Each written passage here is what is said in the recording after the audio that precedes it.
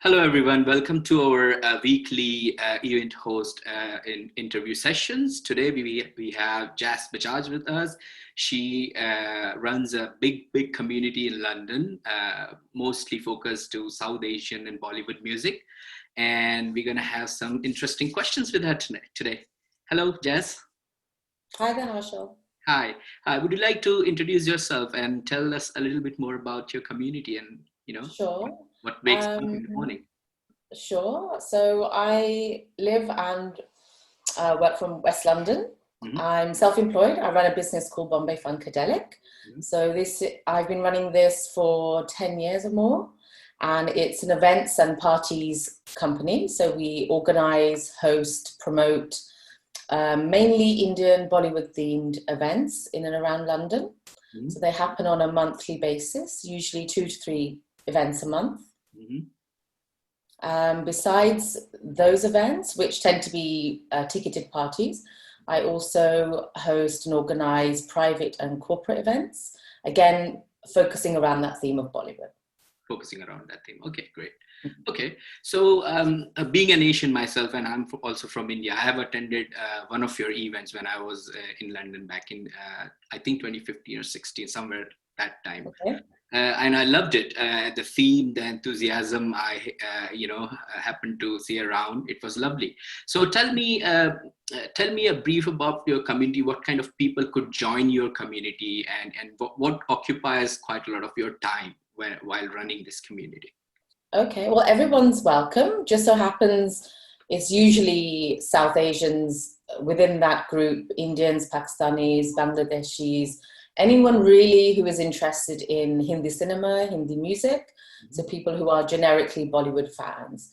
That includes a lot of Europeans. We get some random guests from Africa, from North America, even Scandinavia. We get a lot of Norwegian, Finnish, Russian guests come along because they also have an interest in Hindi film and music, and they want to experience a party which they probably may or may not get in the regions they live in. We're quite lucky in London. There's a big Indian community, so we do have a lot of events going on anyway. But there is still only a handful of regular monthly Bollywood party nights that people can attend. So a lot of my time is spent creating these events. So I find venues to host the events. I promote them. I sell tickets for them. I will engage and organize the entertainment that's involved. So this could be anything from using different Indian DJs to live entertainers, could be singers, dancers, magicians, whatever is the theme of that event that night.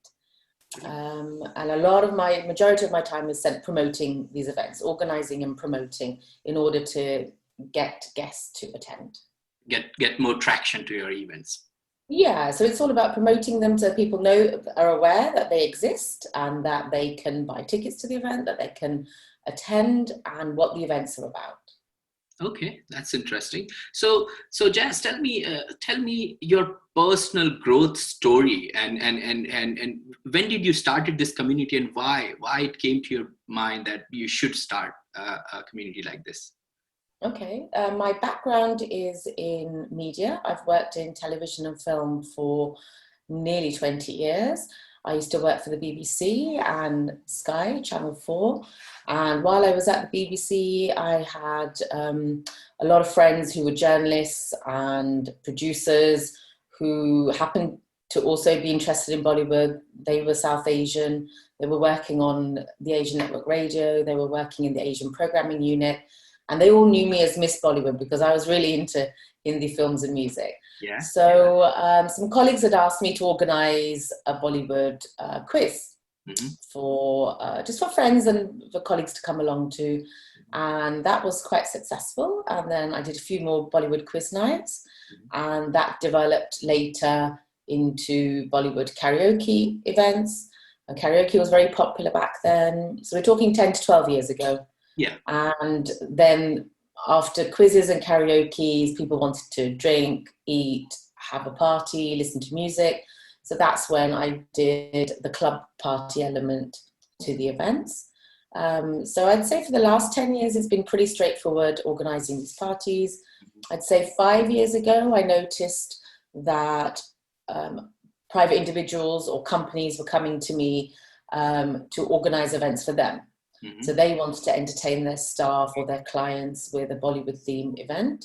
So they came to me because they thought I'm a specialist and I can help organise an event for them. So that's, I'd probably say the last 5 years, I've been dividing my time between ticketed events and private and corporate events. Private and corporate events. Okay, that's great. So what would you say, like, which event of yours which you hosted you're most proud of, like the peak of your whole career? God, everyone asks me this, but it's very hard because I enjoy every single event. Yeah. There's so many pre-wedding events we've hosted, private birthday parties, boat parties, parties in all sorts of venues. And I find it very difficult because I enjoy them all. But maybe the toughest challenge I had was maybe organising my first boat party, which is quite tricky in London because you're always struggling with the weather. And you don't know what condition people are in and how they behave in an enclosed space like a boat. Once you're on, people are excited, but they don't realize they can't always get off immediately. So it's containing people's behavior within an environment that they can enjoy, but make sure that they're safe. So I think they're always quite challenging. The biggest challenge right now, obviously, is because of COVID-19, a lot of venues have closed, and there's still demand. People do still miss their socializing. So my biggest challenge right now is how to keep social distancing, health and safety in mind while trying to still organize these events. Right. Okay. No, I got you. So when you organize these kind of events and you get celebrities, is that correct? Do you get celebrities into sometimes. I mean, I don't go out to get paid celebrities to make special appearances. Sometimes they happen to be in town, they might pop in with another guest and I hear about it and I invite them.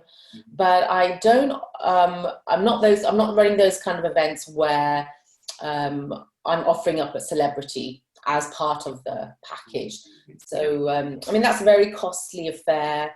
I understand why other promoters do it, but I sometimes feel that they can be shortchanged. It's different from being in a concert and having 2 hours with a celebrity. But if you're in a party or in a club event, just seeing a celebrity for 5 minutes, to me, isn't that amazing. It may be to some. That much value.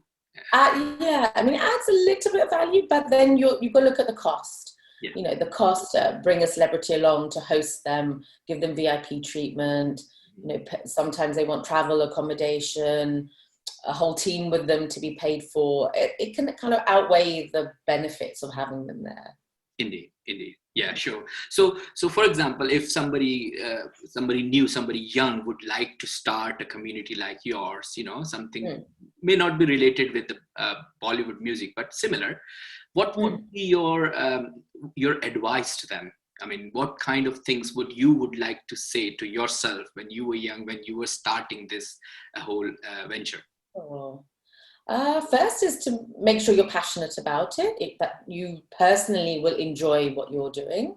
I was a big Bollywood fan, so I knew that I would love creating Bollywood events because I knew that I'd enjoy them myself. Therefore, people like me would enjoy them. It's what your passion is. Yeah, it started as a passion. I wasn't making money in it to begin with. I had a full-time job and this was a side hobby. Became a side business very slowly and it grew. It takes time to grow. And so I think for someone who's looking to enter the industry is to have realistic expectations that you are not going to become famous or wealthy overnight. You've got to create a brand first, build it, attract followers, attract attendees. And it's only if you create a good event where people actually enjoy themselves that you realize the best publicity is word of mouth, recommendation. So, I haven't hardly ever spent a lot of money on promoting my events. I think nowadays with social media, you don't really have to. Mm. But when I started, I can barely remember. I don't even think I used Facebook much in those days. Mm. And now you have so many social media tools where you can promote and, boost your business. Yeah. Yeah, but I think, be passionate, be realistic, put in the hard work, and don't do it for fame or glory or money. Do it because you actually believe in this product or service you're giving. Then I think the benefits will come with that. Benefit will come. Okay, sure. And what's your thoughts on building a brand? Because now I see Bombay Funkadelic is a brand. So basically, if I am referring a party hosted by Jas with this brand name, I understand that it's going to be good because you have built that rapport, isn't it? So how important do you think building a brand is for this kind of service? It's very important. When I first began, because I didn't realize I was building a business at that time, I thought it was a bit of fun. I probably didn't even have a name. It was just Jas creating parties. It wasn't Bombay Funkadelic. And I think a few months in, I realized actually people have to attach to a brand or a name. I didn't want to use my own name for that. So Bombay Funkadelic was created. And then there was many times that I thought maybe I should change the name. It's actually quite difficult to pronounce. A lot of Indians had difficulty pronouncing the Funkadelic part. Yeah. But then by that time it was established, and I realized that once people see your brand and they see your logo, they start associating with it, and it's only to your benefit to keep that going. So I've kept the name, even though it's, in some ways tricky. I just think that you've got to build a picture, a story for people to understand. So the Bombay Funkadelic brand is all about fun, about being inclusive. Everyone is welcome, enjoying a night out, enjoying a party, enjoying themes, and realizing that it's, there's just parties. It's just about having fun. Having fun, it's not a serious business. Entertainment It is a business, but it's not a serious business, if you know what I mean. No, I totally agree. So my next question would be, so you've been hosting events from such a long time. You created a big community around your brand. So what kind of relationship you have with technology, and what kind of tool sets and what kind of things you use in order to host your event, manage it, and promote it? Well, technology is important. I mean, I have a daily minute by minute relationship with my phone and my laptop, because everything is based on that, obviously. Yeah. And social media platforms are very important because that's the way people access us. So I first started with a website, a Facebook page came later, then a Twitter page, then Instagram came, then Snapchat came along. And slowly I've added on to every single platform which I thought was relevant. There's more platforms coming along. With the lockdown, Zoom came along, Google Hangouts, all these other platforms that came along were really important to keep the business going and to build the business. Okay. So without social media now, it would be very difficult. It'd be a completely costly affair to keep the business going. Okay. So have you ever thought of creating a community page on meetup.com, or you sell your tickets on Eventbrite, these kind of tools? Yes, I do. As a promoter, I can't go onto Meetup pages and keep promoting. They see that as sales, so I can't do that. As an individual, I can go. Yeah. But as Bombay Funkadelic, I can't go in and create meetups for my own parties. I think that's against the regulations. Someone can do that on my behalf, or a guest can do that. So in the past, I've had many guests create meetups because they want to bring friends along. Yeah. They're new to London. They don't know many people, but they know they want to come to our party. They'll create their own meetup. But I would say probably 5 years ago, I started selling tickets online. So platforms like Fatsoma, Eventbrite, Ticket Tailor, I use them quite often to sell tickets. And they're very good at creating widgets to embed in your own website so you can sell via your website. Facebook is easy. You can easily sell and link tickets to Facebook. So all these platforms have been really handy to using them, sell on and promote on. Yeah. Okay, that's great. And what are your plans? What is your dream for your community growth? I mean, to continue growing because there is always room for growth. The reason my business suddenly, I would say, accelerated is because um, there was an influx of young professional Indians, NRIs, who came to work in London. So you'd say when that internet boom was happening, IT software companies were sending their employees to London. And suddenly I noticed the whole makeup of my business base, the followers, the community changed.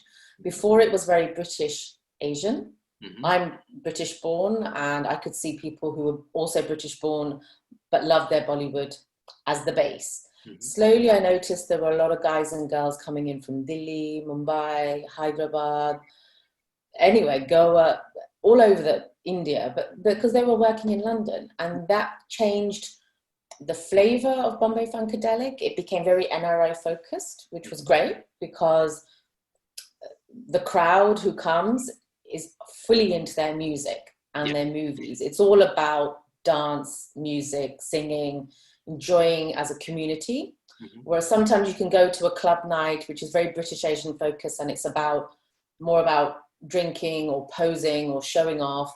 Mm-hmm. Bombay Funkadelic is not really like that. It's very relaxed. It's very friendly. Mm-hmm. So slowly I realized that, the business boomed because there was suddenly a lot more Indians in London who missed their Bollywood and wanted nights out. So then I've targeted them. I've realized, okay, so these Indian meetup groups exist and Indians are hanging around in these areas. And then through digital media now, you can target them and bring them to you. Yeah. So I think that's the way my business has changed quite quickly. And that's what your futuristic expectation is. Yeah, so I think now with the lockdown happened, everybody went online even more. So what can you do as an events organizer if there are no venues open? You go online. So I took the Bombay Funkadelic brand online. So we did a lot of live stream parties. We started one as a trial back in March, just after the lockdown. Sorry, the first week of April. So in the UK, we locked down March 23rd. By the first weekend of April, we tried our first live stream party on Zoom, on Instagram Live. And it was a success. People who came to our parties logged on, partied at home. We had a DJ playing, and then people plugged in their laptop or phone to Bluetooth speakers, to their TVs, and they had a big party at home. People were like decorating and putting lights up and, dressing up, having drinks at home, enjoying our parties. So live streaming has been the big change. We continue to do live streams, usually one a week, or sometimes it's twice a week. And now with venues reopening, I've noticed that we can combine the elements. So July 18th, we reopened, did our first party again. I had a DJ live streaming into the party on the big screens and then a DJ at the venue. Mm-hmm. So there was a combination. So now it shows me actually, whereas before I would have had to fly a DJ from India in, now they can just live stream direct into big screens into the venue. Awesome. So I'm doing that for Indian Independence Day, August 15th, an event then. So we've got DJs from Mumbai and Delhi who are going to be playing direct to our party in London. Oh, great.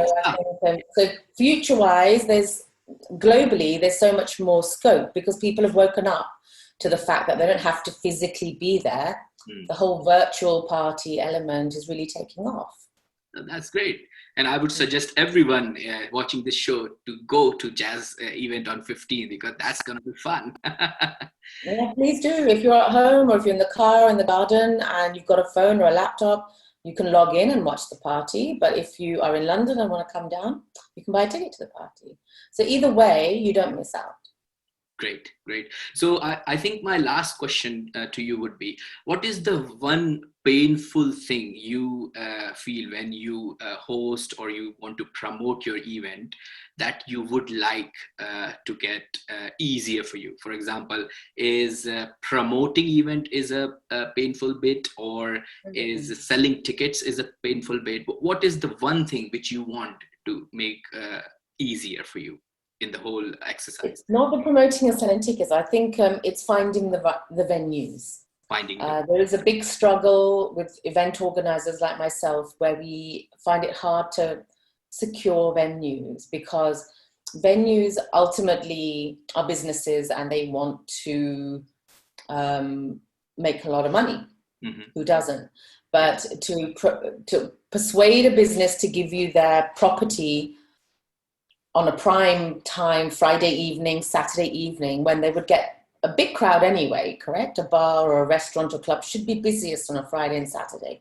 Why should they give their venue to a promoter like me? It's a risk for them. Yeah. They need me to guarantee that I have a reputation and I am able to bring in X amount of people and generate X amount income for them. Yeah. So it's very tough convincing these venues to do that. But once they've given you a chance, they realize the crowd is very friendly, it's well behaved. They spend good money at the bar, whether it's food or drink. It's actually a safe bet for them. Especially now where people are very reluctant to go back out into venues after the health scare. Now I think venues really do need promoters like me to bring people back into their venues, because people are quite nervous about being in big groups and gatherings. They really want to go back to socializing, but they're a little bit nervous. So convincing these venues to give you the space, and that you will look after the venue, that your guests are not going to trash it all and ruin their reputation and yours. I think that's the toughest. I think just, and also making the British venue industry aware that there is a whole big market out there for them. You know, convincing them that Bollywood is a big thing. People pay good money to attend Bollywood music events. Convincing them that it's worth their while offering the venues. Nice. Okay. So would you like to give us more details about your next event for our viewers and tell them more about it so that they can attend? Sure. So on Saturday, the 15th of August, we have the CHAK, the Indian Independence Day party. So we are hosting an event from 8 p.m. till 8 at a venue in West London. A lot of people may know the Osterley Park Hotel, which is quite close to Heathrow. They have a brand new bar they've opened. They've just refurbished and renovated their banqueting suites and restaurants. So we're taking over two of the big spaces, the bar and the restaurant, to host a celebration. So people can attend and, you know, enjoy food, drink, entertainment, our live DJ, our live streaming sets from India. There's indoor, outdoor seating. Technically, our parties are usually 18 years and above age, but this time we're opening the restaurant to a family audience. So if people do have children they want to bring along, they can have their event in the restaurant side. So they're not mixed up with the bar side. So yeah, it's open to all, you know, games, fun, music, singing, dancing, what we're known for. Great, great, wonderful. Well, it was really good to talk with you, Jas, today and understand how you've grown up the community so big. And thank you very much for coming on the show. I really appreciate it. And I wish you good luck with your next event. Thank you very much. Do come along. Yeah, will do. Cheers. Thank you. Bye.